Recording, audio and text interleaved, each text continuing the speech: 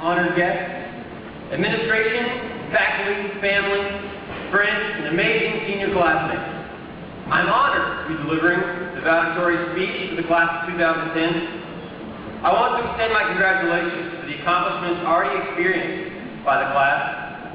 It excites me to hope that the future will be marked by our achievements. I appreciate all of you and your efforts over the last 4 years, and extend appreciation to the community established at this great high school. Rich with tradition, yet determined to confront the future with vengeance. Plato said, "Apply yourself both now and in the next life. Without effort, you cannot prosper.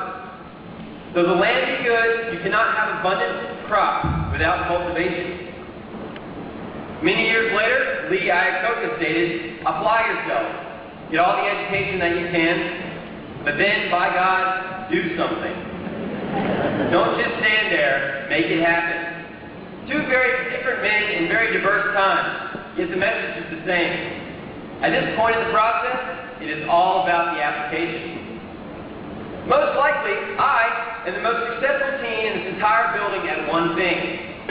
I have quite possibly made the most money as an accomplished karaoke singer.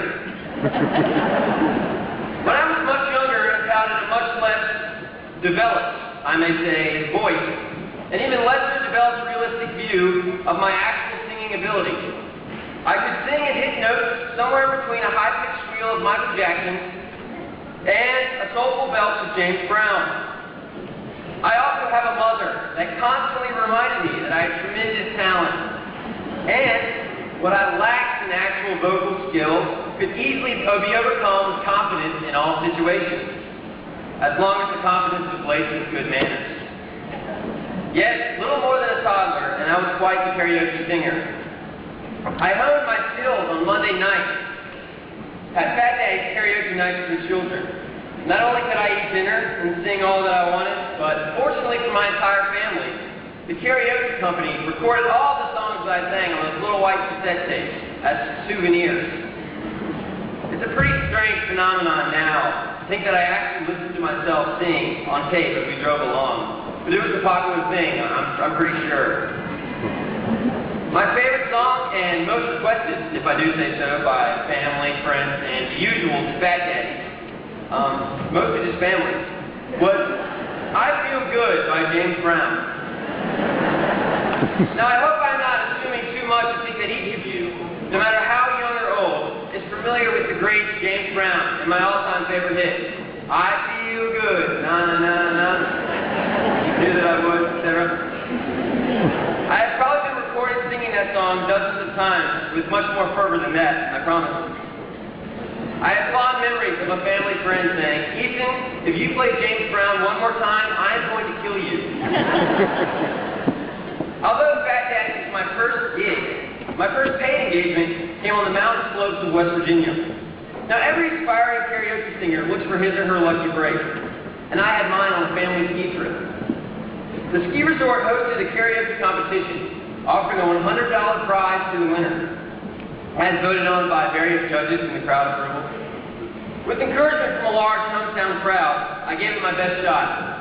Singing "I Feel Good" with extra spirit, adding dance moves similar to Chuck Berry, and involving the crowd. As you can probably predict, I won the competition, but come on, who wouldn't vote for a 5-year-old blonde kid with such little self-awareness? Especially considering the middle-aged and older competitors, no offense to anyone, possess a similar lack of self-awareness and even less vocal ability. How many times did the judge hear "Sweet Home Alabama" when there was a 5-year-old imitating the Godfather of Soul? Anyway, I accepted the $100 prize and spent it all in the resort store, as was indicative of my personality. Needless to say, I was thrilled with the Jester ski hat and huge ski goggles, and modeled them on the slopes for the remainder of the weekend. Such early success impacted my personality as I grew up. Or maybe more realistically, it was simply the encouragement to do what I enjoyed and make the most of every opportunity, which has been promoted my entire life by family, friends, and teachers who have guided me and prepared me for the last 12 years. Recently, I had a short conversation with a highly respected family friend. In my eyes, he's an accomplished doctor who whose decades of perfected surgeries became most meaningful to me when he took responsibility for my mom's health during her bout with cancer.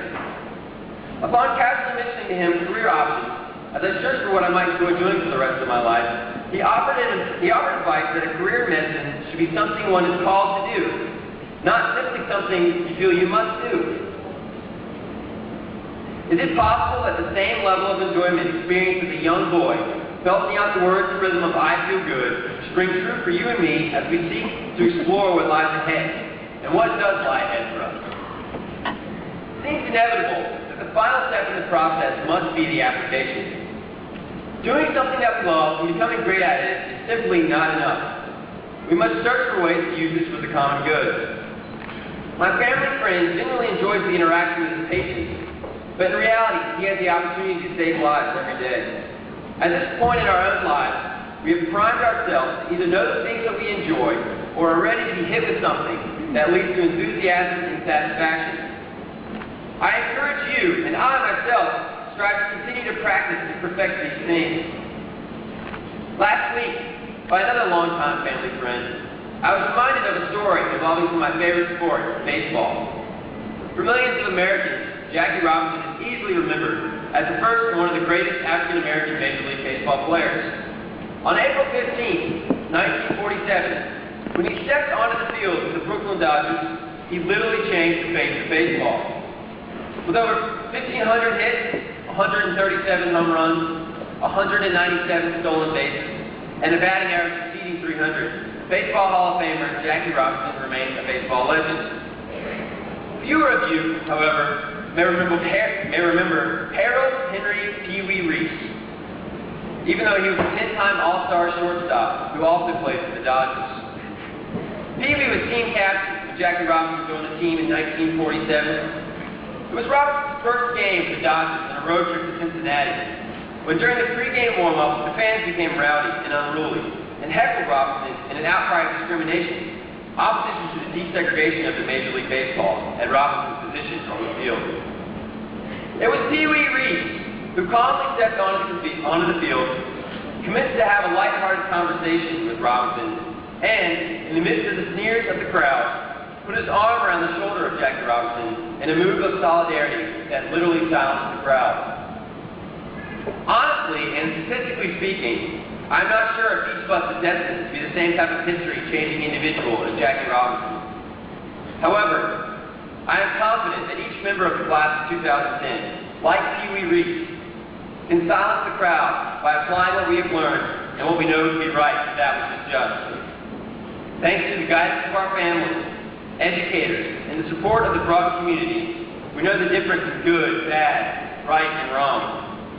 And while we may never herald a 300-plus batting average, and we may not always win every race, we can make the most of our own place in history by seeking to enjoy our lives, do our best, and offering the best to everyone we meet. It is time for the application of what we have learned. Seek the things you truly enjoy. Develop a skill for your personal satisfaction, and use it to better yourself and for the good of everyone around you. Thank you for 4 great years of high school. And more than ever today, I hope James Brown's words have never been more true for each of us. I feel good, and I knew that I would.